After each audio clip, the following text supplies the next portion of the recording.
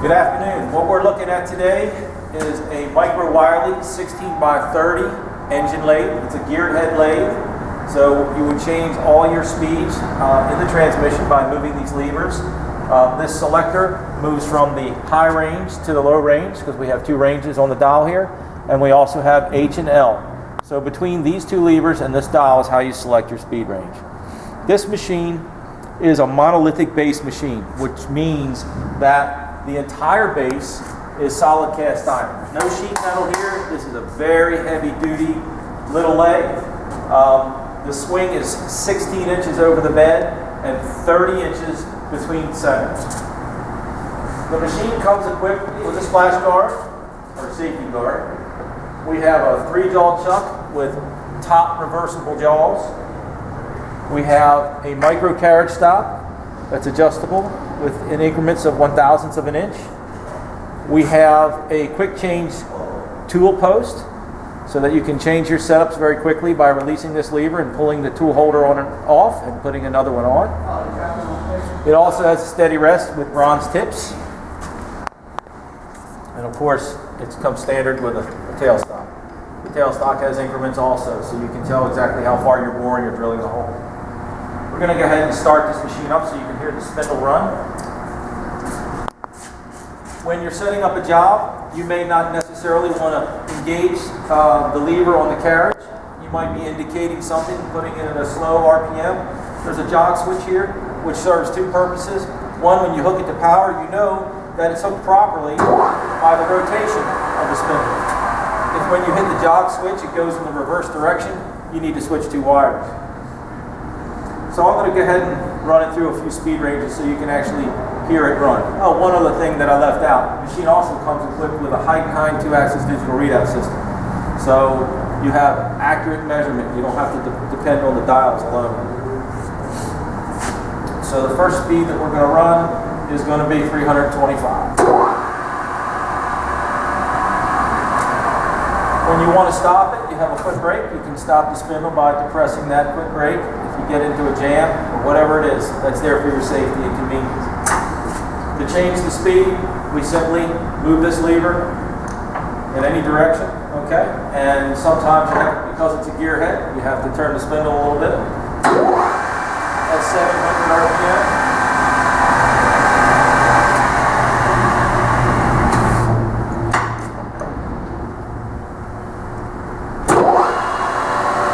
That's 540 RPM. Now we're going to the high range. Not moving anything. Now we're in the high range. That's 1,600 RPM.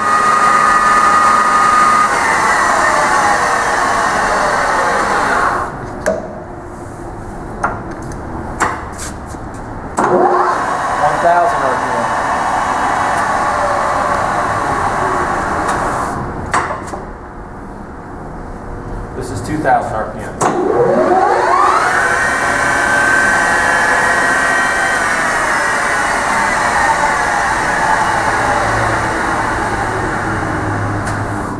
What we'll do is we have a piece of aluminum in here, we'll just take a little cut with it.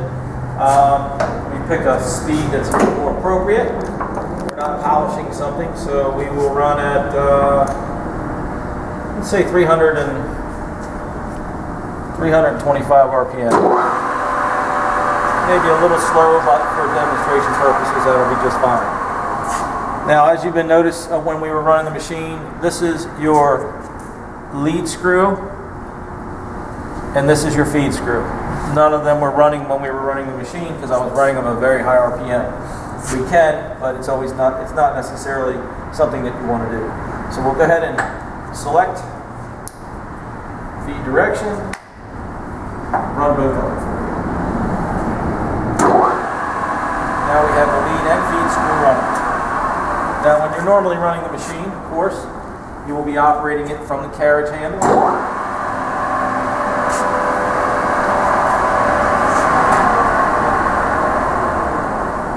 Up for reverse.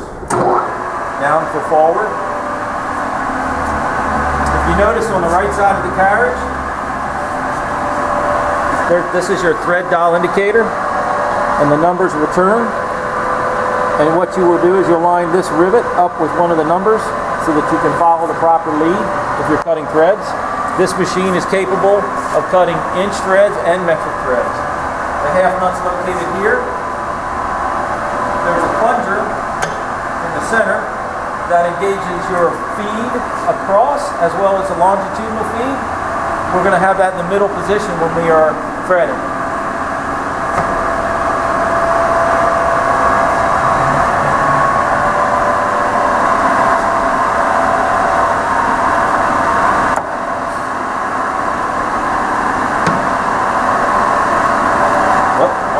There we go.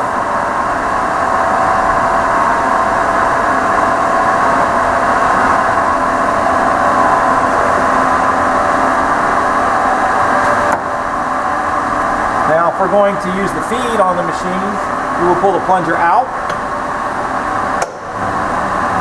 You will no longer use the half nut, you will use the feed engagement lever. By depressing it down, we're feeding towards the chop.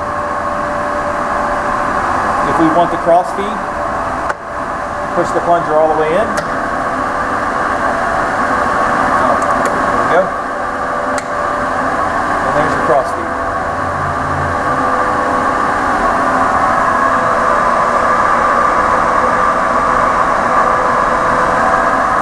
We'll take a little cut with the machine just to give you some idea of its power.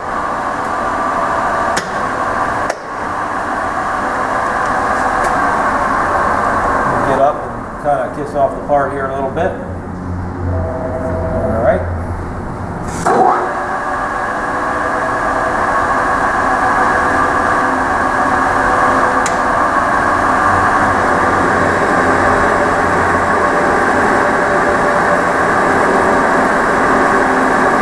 We're not using any coolant. We're pulling about 80 thousandths. Machine's not even struggling. It can take a lot more than that.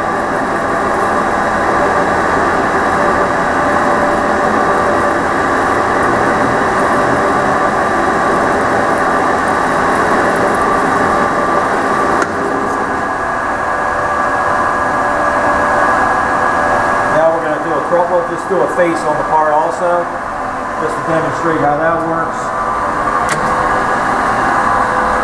Same lever, by depressing the plunger in, we can now go engage the cross feed.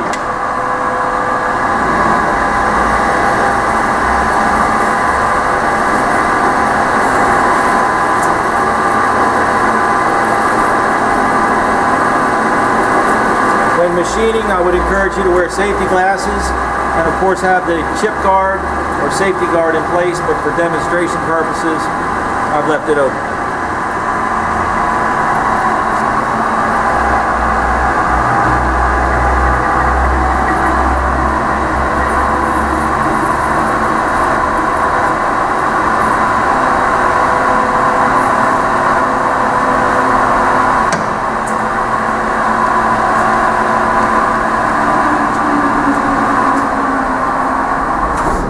There you have it, your 1630S Microweiley lathe.